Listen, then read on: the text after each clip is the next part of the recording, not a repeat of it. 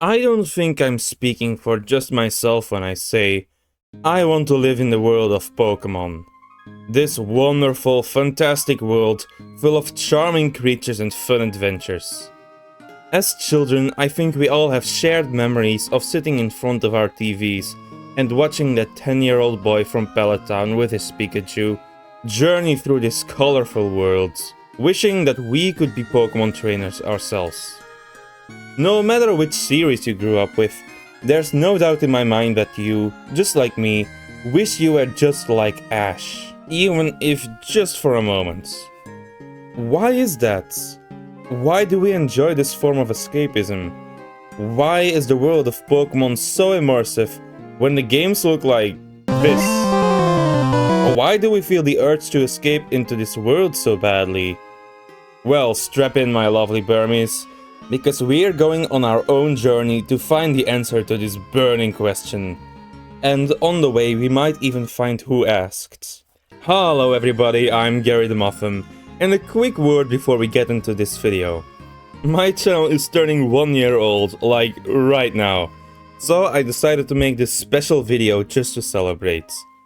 It's a bit different from my usual videos, where I draw Fakemon and make a bunch of jokes.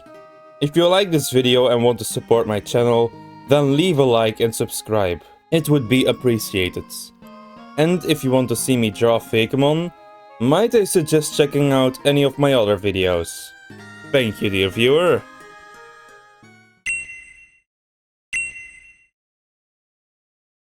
Before we can answer the question, why do we love the world of Pokemon, we first need to ask the question, what? What are you even talking about? Because there is a big difference between Pokemon being real and the Pokemon world being real. Frankly, Pokemon being real would be horrible. Imagine a hyper-realistic Ariados fighting a hyper-realistic Mr. Mime in a hyper-realistic back alley with hyper-realistic blood. That would be a hyper-realistic nightmare. In the movie Detective Pikachu, all the Pokemon are portrayed as CGI creatures, with a large amount of realism to their design. Smaller proportions, real fur or scales, realistic eyes. And while many of these Pokemon look really good, actually, a lot of them were also very uncanny or even unsettling. Another problem with Pokemon being real would be the Pokédex. Macargo. I don't believe I need to explain why the slug with a body temperature hotter than the sun would be bad for the real world. Which is why I'm not talking about the real world. And why I said, I don't want Pokemon to be real, I want the Pokemon world to be real. Because in the Pokemon world, none of these issues seem to persist. Of course, the first thing many people will think of is the anime, where Ash casually shrugs off flamethrowers from Charizard and lightning bolts from Pikachu. The people in the Pokemon world are just built different.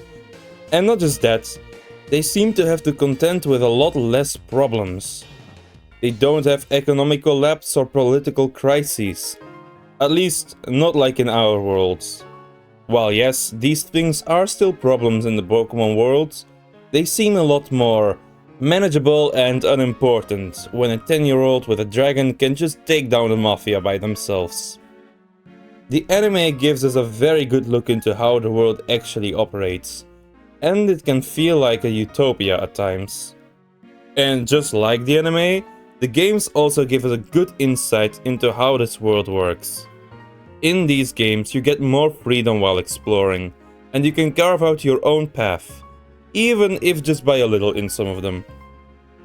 When playing as a child journeying through a magical world, all this grown-up stuff feels a lot less important for a moment. Which is why I love these games so much. Even if they're sloppy, even if they're slow, buggy or ugly, I can still immerse myself in this beautiful world that I want to live in.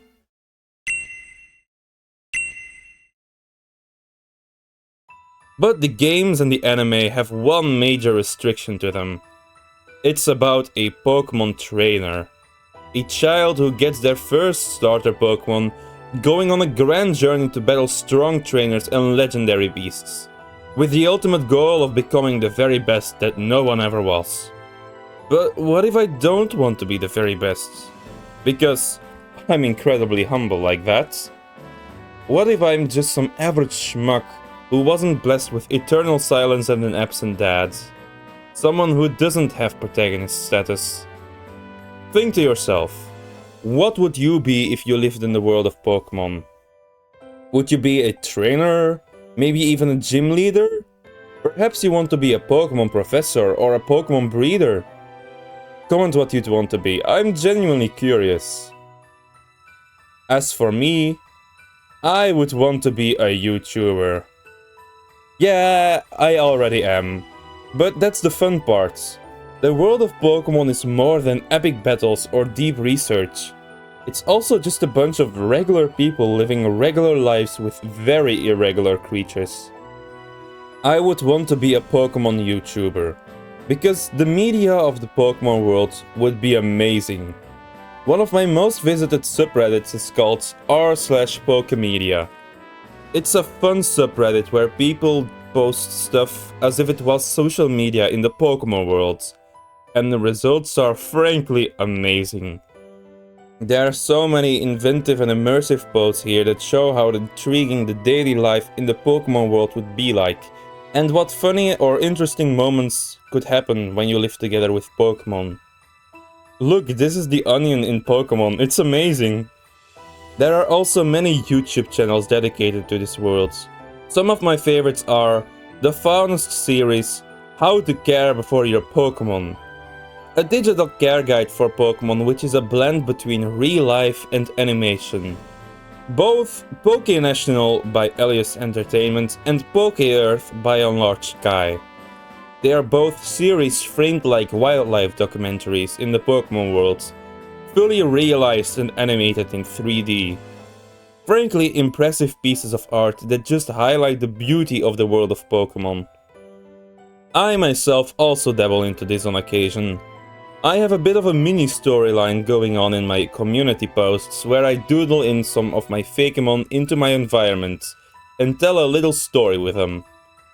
It all started with Spots the Shrum, and because everyone seemed to really like these doodles, I have made quite a few of them already. It's been a while since my last post because I haven't had enough time or motivation the last few weeks. But don't worry, however. Spot is warming up to Potato. We have started training Potato's electric moves so he can better sense his surroundings and doesn't have to run into everything all the time. Besides these doodles, there was also another piece of Pokemon related art I made.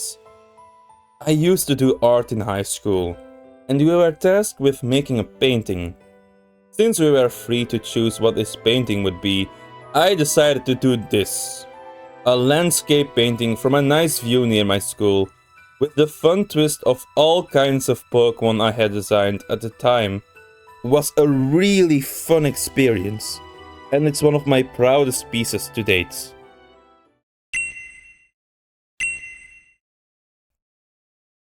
All of these doodles have a fun theme in common. Pokemon in our daily life. And that is exactly the reason the Pokemon world is so special to me. It's what is in front of that world, the Pokemon. When I'm playing the games, the most fun part is building a team. What I tend to do when I'm doing a playthrough is only catching one new Pokemon before every gym battle, so that I slowly build up my team over time. And because there are so many different Pokemon, no two teams will ever be the same outside of Sinnoh. These wonderful creatures are designed so well that every Pokemon is somebody's favorite. Yes, even Jynx, Garbodor and Crabominable. But since most of us probably wouldn't be Pokemon trainers in the Pokemon world, they wouldn't be part of some kind of battle-ready team. They'd just be chilling. I can't get enough of the idea of Pokemon in our daily life. I'm constantly thinking and imagining how it would be like, how our Pokemon would affect our lives. Just imagine a Porygon as your digital buddy, or going on boat rides on the back of a Wailord, brushing the hair off your Furfrou, a barbecue with Magby, or gardening with your Grovyle. I'm sure you can think of your favorite Pokemon and how they would affect your life. Imagine how different professions would use Pokemon, like a chef with a Simisear, a firefighter with a Blastoise, or a musician with an Altaria. It doesn't just have to be about fighting. Just like how there's so much more to life, there's also so much more to Pokemon. But speaking of fighting, there is a big thing I feel I need to address about the Pokemon world. There have been many accusations that Pokemon promotes animal abuse and animal fighting. Most of these are just edgy jokes, granted, but there have been some serious accusations in the past, however. This is far from the truth. Pokemon are not animals. Animals don't like to fight. When they fight, it is for their survival more often than not.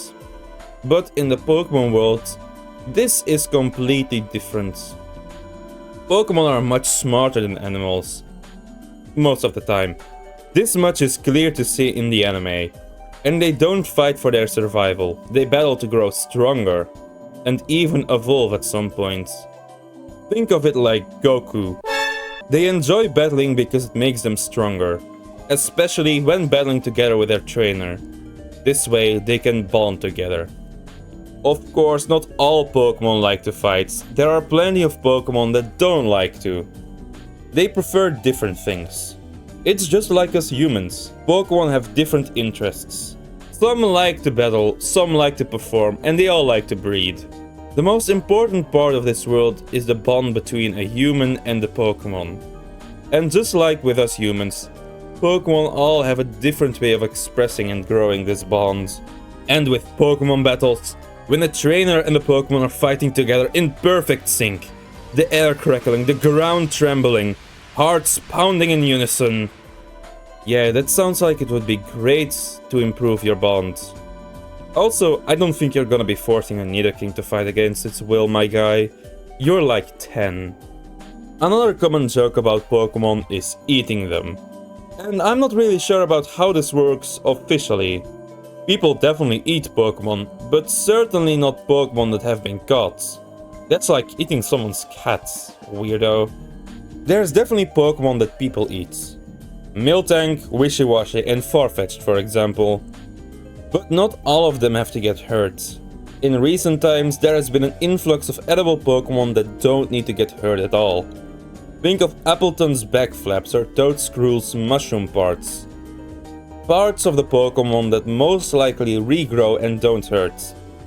When there's Pokemon like Milcery that can make infinite whipped cream, or Tropius that can grow bananas, I think that the Pokemon world doesn't really have an issue with food shortage.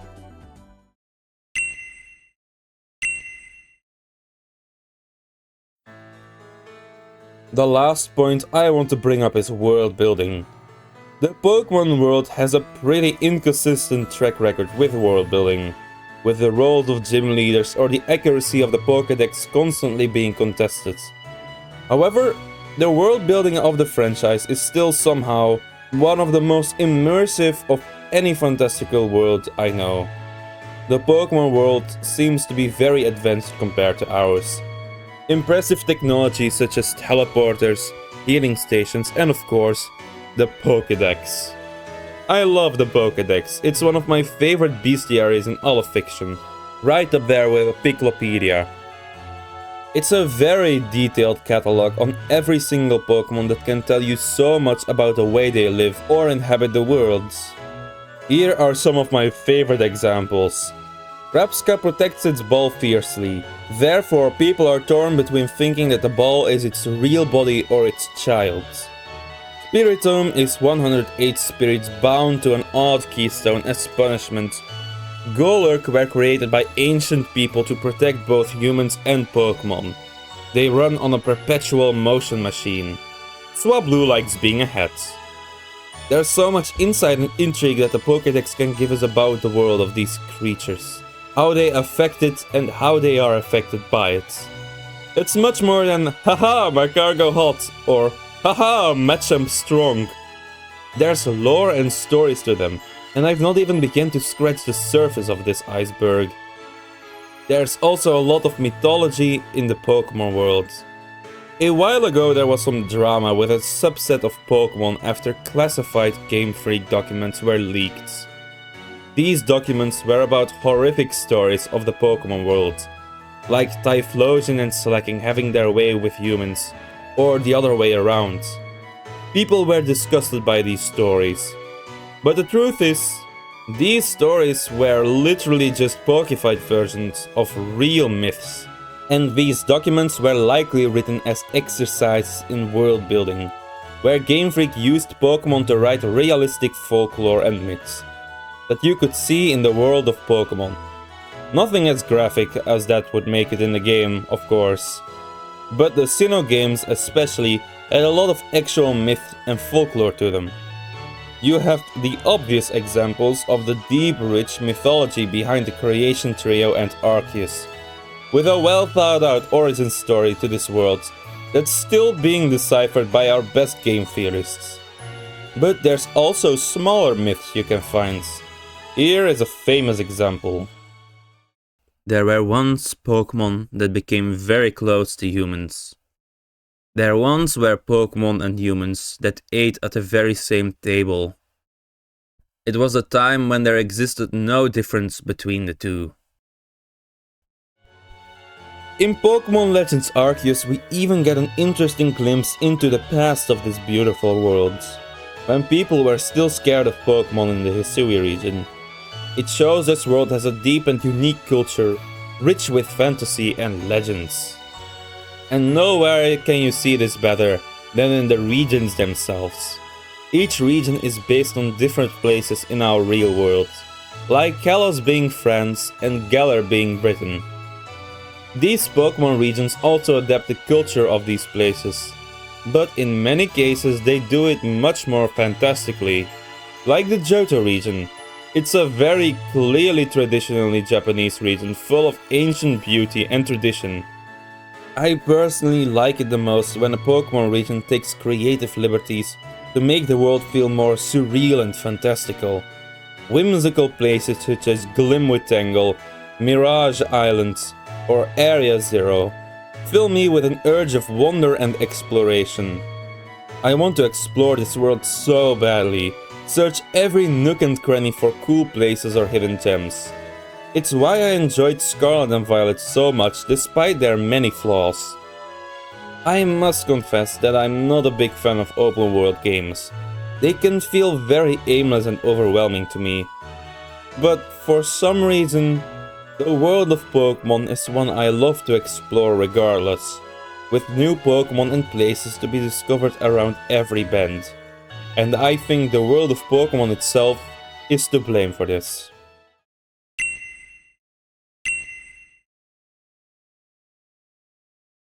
So after all of that, would I want to live in the world of Pokemon? No. Well, yes, I would. I would love nothing more than to live in this amazing world, with its charming creatures, wonderful world and rich culture and history. Life is just so much more appealing and fun than our own in there. I would love to live in it. But sadly, it's not a real place. I can fantasize about it, but that won't change the fact that it's inaccessible. And frankly, I think I'm happy with my own little life. The one in this world. Sure, my life is being held together with duct tape, shoelaces and gum. And it's about to collapse any second now. And sure, the world around me seems to become crazier every day. But this little life we live here, however hard, uncomfortable or confusing, it's the one we have. It's the one we've been given. So might as well make the best of it, right? I would not want to abandon my life with all of its problems to live in a virtual reality of the Pokemon world. Escapism is fun in small doses, but dangerous in large amounts. Because neglecting the world we have now is leading to bad consequences already. And who knows, maybe if we all try hard enough, we can one day live in a world just as idyllic as that of the Pokemon world. Just without the fire-breathing monkeys, thank God.